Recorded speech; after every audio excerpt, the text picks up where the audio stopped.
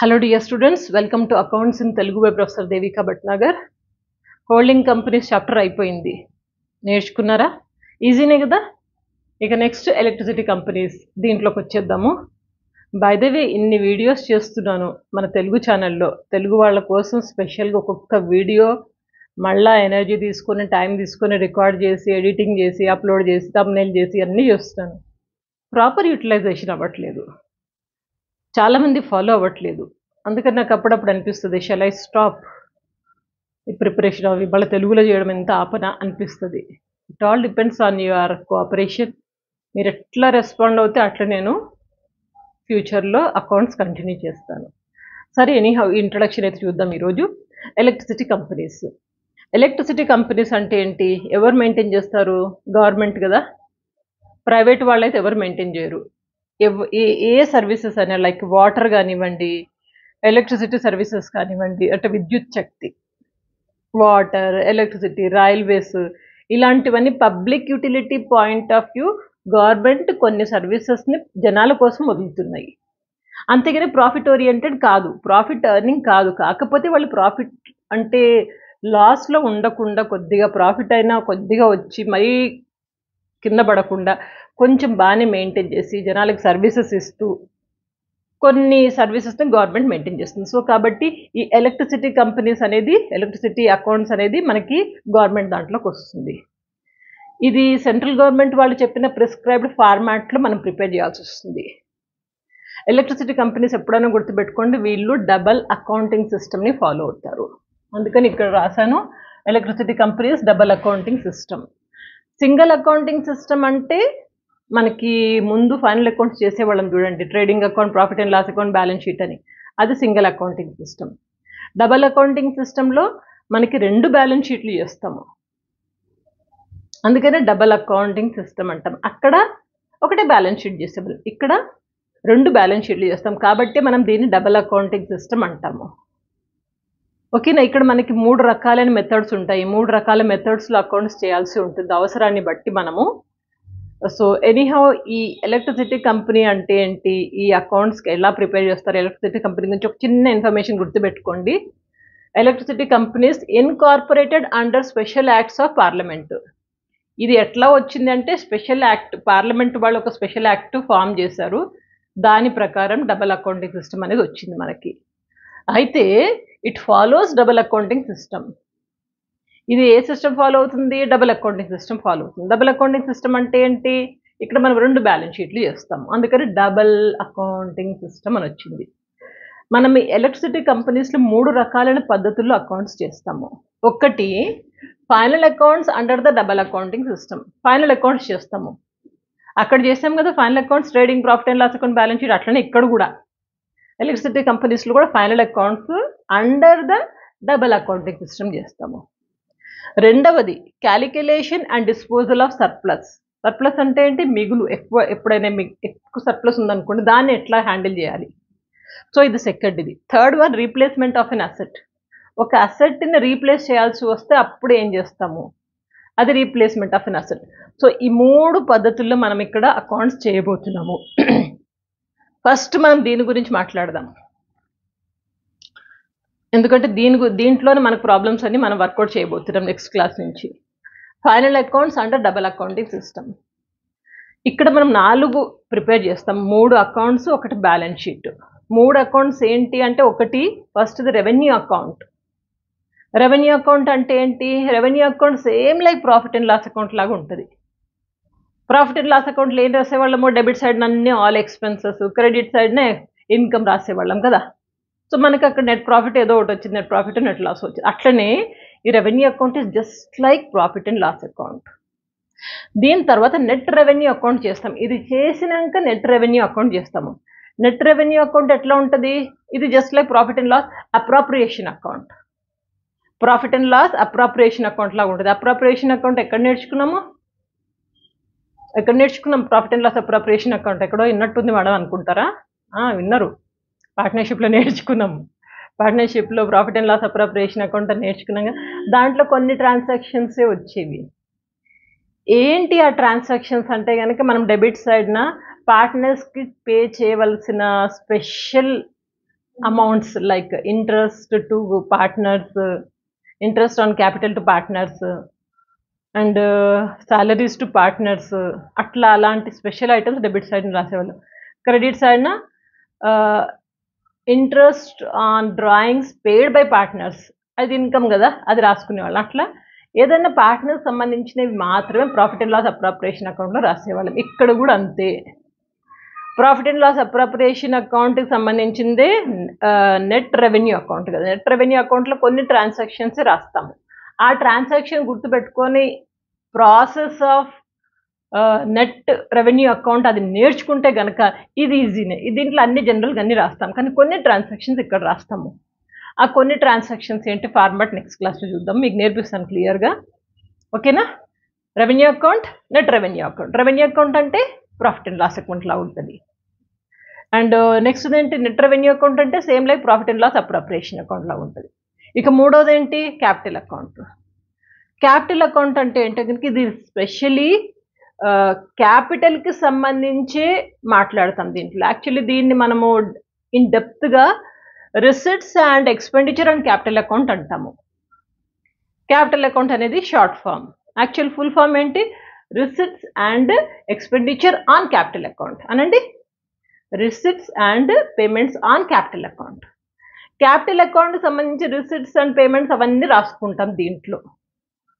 మెయిన్గా ఈ capital account total capital గురించి మాట్లాడుతుంది. మొత్తం క్యాపిటల్ ఎంత ఉంది అని దాని గురించి మాట్లాడుతుంది. ఇంకా ఆ క్యాపిటల్ ఎక్కడి నుంచి వచ్చింది, ఇట్స్ సోర్సెస్ ఎక్కడి నుంచి వచ్చింది, క్యాపిటల్ ఎట్లా సంపాదించాం మనం, ఎక్కడ, what are the sources of accumulating the capital, ఆ సోర్సెస్ గురించి మాట్లాడుతుంది, ఎట్లా వచ్చింది అనేది. అండ్ ఇట్స్ అప్లికేషన్, ఈ క్యాపిటల్ వచ్చిన క్యాపిటల్ని ఎట్లా స్పెండ్ చేస్తున్నాం, ఇట్స్ అప్లికేషన్ పార్ట్. ఈ రెండు మనము దీంట్లో మాట్లాడబోతున్నాము క్యాపిటల్ అకౌంట్లో. ఇది profit and loss account, revenue account. Net revenue account profit and loss appropriation account. మరి క్యాపిటల్ అకౌంట్ ఏంటి అంటే ఇది జస్ట్ లైక్ క్యాష్ అకౌంట్ లా ఉంటుంది. రిసిప్ట్స్ అన్ని ఒక సైడ్న, పేమెంట్స్ అన్ని ఒక సైడ్న రాస్తాం. ఫార్మాట్ అయితే సేమ్ లైక్ క్యాష్ అకౌంట్ లా ఉంటుంది. ఇంకా next general balance sheet. General balance sheet అంటే బ్యాలెన్స్ షీటే. రైట్ సైడ్న అసెట్స్, లెఫ్ట్ సైడ్న లయబిలిటీస్ రాసుకుంటాము, మామూలు బ్యాలెన్స్ షీట్. ఇదేం ప్రాబ్లం కాదు. మీరు నేర్చుకోవాల్సింది ఈ మూడు. ఇక్కడ ఈ మూడు నేర్చుకుంటే బ్యాలెన్స్ షీట్ నార్మలే. ఇదేంటి, final accounts under double accounting system. ఇక నెక్స్ట్ మెథడ్ ఏంటంటే calculation and disposal of surplus. ఎప్పుడైతే మనకి ఎక్కువ సర్ప్లస్ ఉంటుందో ఆ సర్ప్లస్ని డిస్పోజ్ చేయాల్సి ఉంటుంది, దాన్ని సెటిల్ చేయాల్సి ఉంటుంది. దానికోసం 3 స్టెప్స్ మనం ప్రిపేర్ చేయాలి. ఇక్కడ 3 accounts and 1 balance sheet statement. ఇక్కడ 3 స్టెప్స్ మనం ప్రిపేర్ చేయాలి. ఒక ఫస్ట్ స్టెప్ ఏంటంటే క్యాలిక్యులేషన్ ఆఫ్ క్యాపిటల్ బేస్ కనుక్కోవాలి. దీనికి ఒక ప్రొసీజర్ ఉంది, ఫార్మాట్ ఉంది, అవన్నీ నేర్చుకుందాం ముందర. తర్వాత ఇది అయిపోయినాక calculation of reasonable return. Capital base వచ్చిందా, నెక్స్ట్ రీజనబుల్ రిటర్న్ ఎంత, తర్వాత లాస్ట్లో calculation of clear profit. Capital base and reasonable return, clear profit, 3 స్టెప్స్లో మనము ప్రిపేర్ చేయాల్సి ఉంటుంది. ఇది ఎప్పుడు, calculation of and disposal of surplus అప్పుడు. ఇక మూడవది రీప్లేస్మెంట్ ఆఫ్ ఎన్ అసెట్. ఏదైనా అసెట్ని రీప్లేస్ చేసినప్పుడు దానికి సంబంధించి కొన్ని జర్నల్ ఎంట్రీస్ పాస్ చేసి చిన్న క్యాలిక్యులేషన్స్ చూస్తాము, అది రీప్లేస్మెంట్ ఆఫ్ అసెట్. 3 మెథడ్స్ ఉన్నాయి. ఇది మనం నెక్స్ట్ క్లాస్లో డిస్కస్ చేస్తాము డెప్త్గా. అయింది కదా. ఇక ఈరోజు ఈ క్లాస్లో ఇంకొకటి డబుల్ అకౌంటింగ్ సిస్టమ్ మీకు క్లియర్గా నేర్పిస్తాను. ఒకవేళ ప్రాక్టికల్స్లో మీరు పర్ఫెక్ట్గా లేకపోతే థియరీ అయినా కాస్త రాయొచ్చు కదా. ఈజీ, చాలా ఈజీ. ఈ డబుల్ అకౌంటింగ్ సిస్టమ్ మీద మీకు షార్ట్ థియరీ రావచ్చు, లేదా ఎస్ఏ థియరీ కూడా రావచ్చు. ఇంపార్టెంట్ కాన్సెప్ట్ ఇది. అయితే ఇప్పుడు చూద్దాం what is double accounting system అనేది. దీని గురించి కొన్ని చిన్న ఫీచర్స్ నేర్చుకుందాం. ఫీచర్స్ మ్యాక్సిమం ఇంతకుముందే చెప్పేసాను మీకు, అవే మళ్ళీ ఒకసారి చెప్తున్నాను. ఇంకొక 2-3 ఫీచర్స్ ఎక్కువ యాడ్ చేసి చెప్తాను మీకు. ఫీచర్స్ నేర్చుకుంటే అడ్వాంటేజ్ డిసడ్వాంటేజ్ నేర్చుకోవచ్చు. దాంతో డబుల్ అకౌంటింగ్ సిస్టమ్ మీద మీకు మంచి అండర్స్టాండింగ్ వచ్చేసింది అనుకోవచ్చు.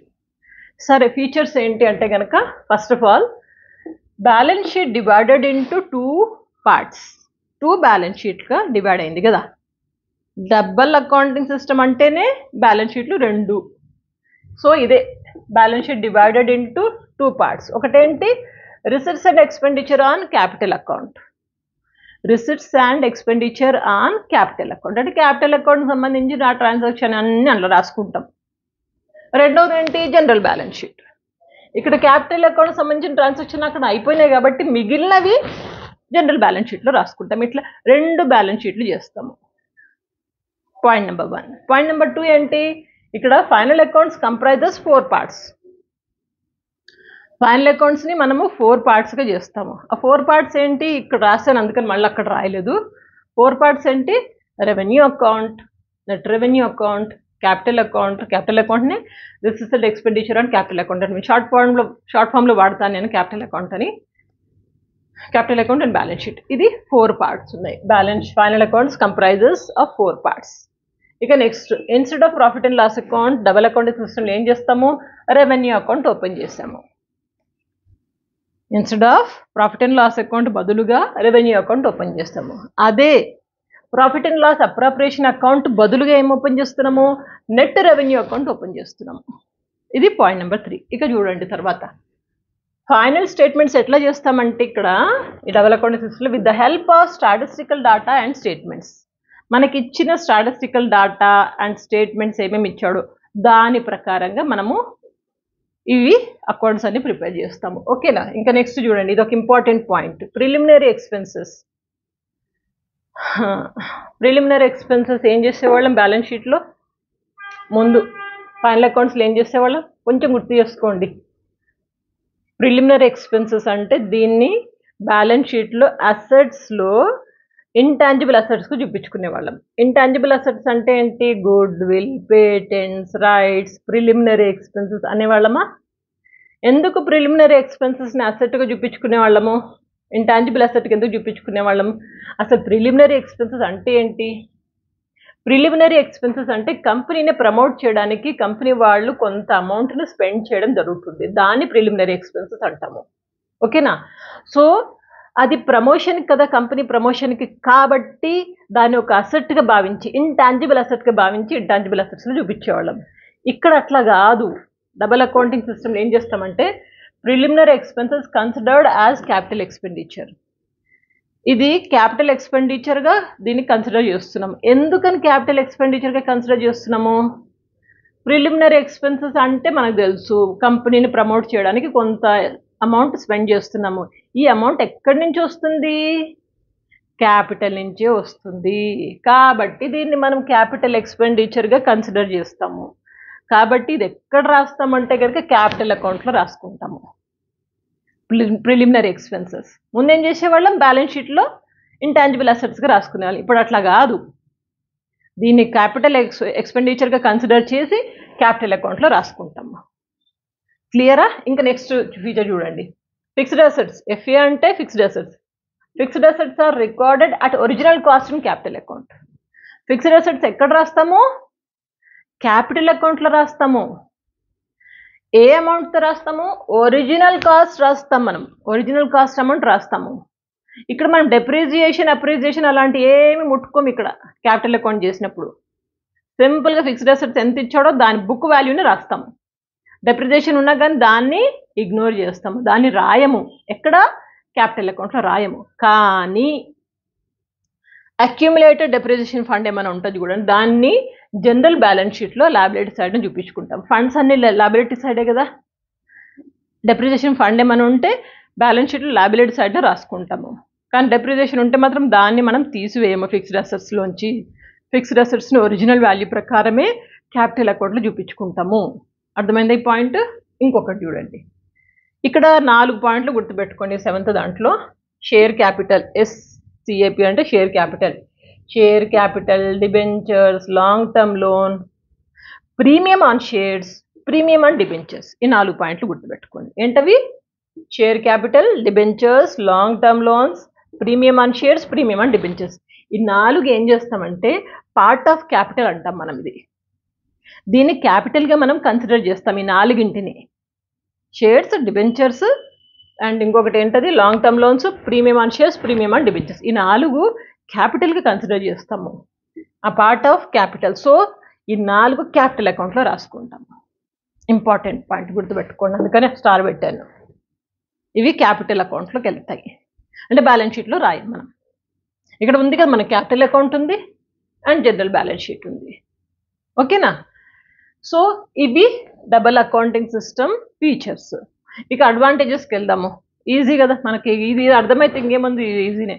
First advantage, not difficult to understand. ఇదేం పెద్ద కష్టం కాదు, మనకు మామూలుగా బేసిక్ నాలెడ్జ్ ఉంటుంది కాబట్టి. ఇది రెవెన్యూ అకౌంట్ ఏంటి, net revenue, capital account, balance sheet అన్ని కొంచెం అట్లా ఇట్లా చూసుకుంటూ వచ్చేస్తుంది, పెద్ద కష్టమేం కాదు. ఈవెన్ లే మ్యాన్ అంటే పెద్ద అకౌంటింగ్ నాలెడ్జ్ లేని వాళ్ళు కూడా చేయగలరు, అర్థం చేసుకోగలరు అంటున్నాము. ఇది ఒక అడ్వాంటేజ్. అంటే అడ్వాంటేజ్ చెప్పిన మనం ఏదో ఒకటి చెప్తుంటాము అట్లా. Next, prompt disclosure of swords and use of funds. ఈ డబల్ అకౌంటింగ్ సిస్టంలో మనకి ఫండ్ ఎక్కడి నుంచి వచ్చింది, ఎట్లా యూజ్ చేస్తున్నాము, దాని గురించి మంచిగా మాట్లాడతాం, డెప్త్గా మాట్లాడతాము. అదే పాయింట్ ఇక్కడ మెన్షన్ చేశాను చూడండి. క్యాపిటల్ అకౌంట్లో టోటల్ క్యాపిటల్, దాని సోర్స్ ఏంటి, ఎక్కడి నుంచి వచ్చింది, దాన్ని ఎక్కడ స్పెండ్ చేస్తున్నాం, దట్స్ అప్లికేషన్ పార్ట్. ఈ రెండు మనం డిస్కస్ చేస్తాము. సో దాని గురించి, క్యాపిటల్ గురించి మంచి నాలెడ్జ్ వస్తుంది, ఎక్కడి నుంచి వస్తుంది, ఎక్కడ పోతుంది. ఇది మనము సింగిల్ అకౌంటింగ్ సిస్టమ్ అంటే మనం ట్రేడింగ్, ప్రాఫిట్ అండ్ లాస్ కానీ బ్యాలెన్స్ షీట్ చేసే అక్కడ మాట్లాడే వాళ్ళం కాదు ఇవన్నీ. ఓన్లీ క్యాపిటల్ ఎంత ఉందని వేసుకునే వాళ్ళం. కానీ ఇక్కడ అట్లా కాదు. ఎక్కడి నుంచి వచ్చింది క్యాపిటల్, సోర్స్ ఆఫ్ క్యాపిటల్ ఏంటి, అప్లికేషన్ ఆఫ్ క్యాపిటల్ ఏంటి. ఓకేనా. సో ఇంకా next, improvement of cash resources. మనం క్యాష్ ఎక్కడి నుంచి వచ్చింది తెలిసిపోతుంది, క్యాపిటల్ అకౌంట్లో రాసుకుంటాం. ఎట్లా స్పెండ్ చేస్తున్నాం కూడా తెలుస్తుంది ఇక్కడ. Just like capital account, just like cash account అని చెప్పాను కదా. ఎప్పుడైతే మనకి ఈ సోర్స్ తెలుస్తుందో, క్యాష్ కంట్రోల్ చేయడం చాలా ఈజీ. ఎట్లా వస్తుంది, ఎక్కడ పోతుంది, ఎక్కడ కంట్రోల్ చేయాలి. సో క్యాష్ కంట్రోల్ అనేది చాలా ఈజీ ఇక్కడ. So this is improves the cash resources. అట్లాగే improvement of operating activities. Operating activities అంటే రోజు జనరల్గా జరిగే యాక్టివిటీస్. ఎంత వచ్చింది, ఎంత పోయింది, ఏం చేస్తున్నాము, అవన్నీ ఎక్కడ డిస్కస్ చేస్తాం దీంట్లో, రెవెన్యూ అకౌంట్, నెట్ రెవెన్యూ అకౌంట్లో. దాంట్లో క్లియర్గా మెన్షన్ చేస్తాము. చేసినప్పుడు మనకు ఒక అండర్స్టాండింగ్ వస్తుంది కదా. రోజువారీ ఆపరేటింగ్ యాక్టివిటీస్ ఎట్లా ఉన్నాయి దాన్ని చూసి మనం దాని ప్రకారంగా కొంచెం ఒక ఐడియా వస్తుంది, ఎక్కడ కంట్రోల్ చేయాలి, ఎక్కడ దారి తప్పుతుంది, అట్లా దాని మీద మనం ఫోకస్ చేయొచ్చు. ఆ పాయింటే మనం ఇంప్రూవ్మెంట్ ఆఫ్ ఆపరేటింగ్ యాక్టివిటీస్ అన్నాం. ఇంకొక అడ్వాంటేజ్ ఏంటంటే, అడాప్షన్ ఆఫ్ ప్రిస్క్రైబ్డ్ ఫార్మ్స్. ఇష్టం వచ్చినప్పుడు ఎలక్ట్రిసిటీ అకౌంట్స్ చేయడానికి లేదు, ప్రిస్క్రైబ్డ్ ఫార్మ్స్ ఉన్నాయి. ఇప్పుడు చెప్పాను కదా, ఇవన్నీ ఫార్మ్స్ మనం పక్కాగా ఫాలో అవ్వాలి. బికాస్ సెంట్రల్ గవర్నమెంట్ అండర్లో ఉంది కదా ఇది. సో కాబట్టి electricity company whether it is ఏపీలో ఉందా, తెలంగాణలో ఉందా, కర్ణాటకలో ఉందా, హర్యానాలో ఉందా, ఎక్కడున్నా కానీ ప్రిస్క్రైబ్డ్ ఫార్మాట్ మనం ఫాలో అవుతాం కాబట్టి ఈజీ టు అండర్స్టాండ్. ఇంకా మ్యానిపులేషన్స్ తక్కువ ఉంటాయి. ఇవి అడ్వాంటేజెసే కాదండి, 4 డిసడ్వాంటేజెస్ కూడా చెప్పుకోవచ్చు. ఒకటి, real financial position not shown. యాక్చువల్గా రియల్ ఫినాన్షియల్ పొజిషన్ అనేది మనకు క్లియర్గా కనపడదు, దీంట్లో కనపడినట్టుగా ఉంటుంది. అదే మనం సింపుల్గా సింగిల్ అకౌంటింగ్ సిస్టంలో trading account, profit and loss, balance షీట్లో క్లియర్గా తెలిసిపోతుంది. నెట్ ప్రాఫిట్ దగ్గర మనకు ఐడియా వచ్చేస్తుంది. తర్వాత బ్యాలెన్స్ షీట్ చూస్తే అరే ఇన్నాయి అవి ఉన్నాయి అనేసి దాన్ని బట్టి మనకు ఒక ఐడియా వస్తుంది. అది ఇక్కడ అంత క్లియర్గా ఉండదు. సో కాబట్టి real financial position not shown అంటున్నాము. ఇంకొకటి, రీప్లేస్మెంట్ ఆఫ్ ఎన్ అసెట్. ఇది ఒక పెద్ద హెడ్ఏక్ ఇక్కడ. అసెట్ని రీప్లేస్ చేయడం దానికి ఒక పెద్ద ప్రాసెస్, దానికి జనరల్ ఇంట్రెస్ట్ రాలి ఇక చూస్తారు కదా దీంట్లో, ఈ థర్డ్ పాయింట్లో అక్కడ చూస్తే మీకు అర్థమవుతుంది. సో ఇది అంత ఈజీ కాదు. అదే సింగిల్ అకౌంటింగ్ సిస్టంలో అదేం ప్రాబ్లం ఏం కాదు. ఇక third one disadvantage, not correct picture of profit and loss. మనకు ప్రాఫిట్ వచ్చిందా, లాస్ వచ్చిందా అనేది అంత క్లియర్ పిక్చర్ మనకు తెలియదు కంపేర్డ్ టు సింగిల్ అకౌంటింగ్ సిస్టమ్లో ఏంటి, మనం ప్రాఫిట్ అండ్ లాస్ అకౌంట్ చూసాం, నెట్ ప్రాఫిట్ వచ్చింది, నెట్ లాస్ వచ్చింది చూసి ఎవరు చిన్న పిల్లోడనే చెప్పేస్తుంది. ఇక్కడ అంత క్లియర్గా మనకి ఎలక్ట్రిసిటీ కంపెనీకి ప్రాఫిట్ వచ్చిందా, లాస్ వచ్చిందా, ఎంత వచ్చింది, అది కొంచెం కన్ఫ్యూజన్గా డైలిమాలో ఉన్న పొజిషనే. అట్లాగే ట్రీట్మెంట్ ఆఫ్ ఇంట్రెస్ట్, ఇది ఒక పెద్ద గందరగోళం ఇక్కడ. Interest treatment single accounting system అట్లా కాదు. ఇంట్రెస్ట్ వచ్చిందా క్రెడిట్ సైడ్లో రాస్తాం, ప్రాఫిట్ అండ్ లాస్ అకౌంట్లో మనం ఇంట్రెస్ట్ పే చేసామా డెబిట్ సైడ్లో రాస్తాం. ఇక్కడ అట్లా కాదు, క్యాపిటల్ అకౌంట్ అంటాడు, మళ్ళీ ఈ అకౌంట్ ఆ అకౌంట్ అని పెద్ద గందరగోళంగా ఉంటుంది. ఈ calculation of interest and posting of interest ఇది కొంచెం తేడాగానే ఉంటుంది ఇక్కడ. సో ఈ 4 డిసడ్వాంటేజెస్. ఆల్టుగెదర్ మీకు ఏం లేదంటే చాలా క్లియర్గా చెప్తున్నారు. మళ్ళీ ఒకసారి, ఎలక్ట్రిసిటీ కంపెనీలు సెంట్రల్ గవర్నమెంట్ అండర్లో ఉంటాయి. వీళ్ళు చెప్పిన ప్రిస్క్రైబ్డ్ ఫార్మాట్ ప్రకారం ప్రిపేర్ చేయాలి. మనకు బోర్డ్ మెథడ్స్ ఉంటాయి. ఒకటి final accounts under the double accounting system, calculation and disposal of surplus and replacement of asset. So దీంట్లో 4 చేస్తాం, 3 అకౌంట్లు, ఒకటి బ్యాలెన్స్ షీట్. దీంట్లో 3 స్టెప్స్ ఉంటాయి. డబుల్ అకౌంటింగ్ సిస్టమ్ అంటే ఏంటి మనం నేర్చుకున్నాం ఇప్పుడు, దాని ఫీచర్స్ ఏంటి, అడ్వాంటేజెస్ డిసడ్వాంటేజెస్, అంతే. ఇక్కడ దాకా మీరు క్లియర్గా ఏదైనా నోట్స్ ఏమైనా ఉంటే కూడా రాసుకోండి. టెక్స్ట్ బుక్ ఏమైనా ఉంటే దాంట్లో థియరీ ఒకసారి చదవండి, ఎందుకంటే ముందు బేసిక్ అండర్స్టాండింగ్ ఉంటే కనుక నెక్స్ట్ ప్రాక్టికల్లోకి వెళ్ళడం చాలా ఈజీ. సో ఇది కొంచెం క్లియర్గా నేర్చుకోండి. అండ్ నెక్స్ట్ క్లాస్లో మీరు స్క్రీన్ షాట్ కావాలి కదా,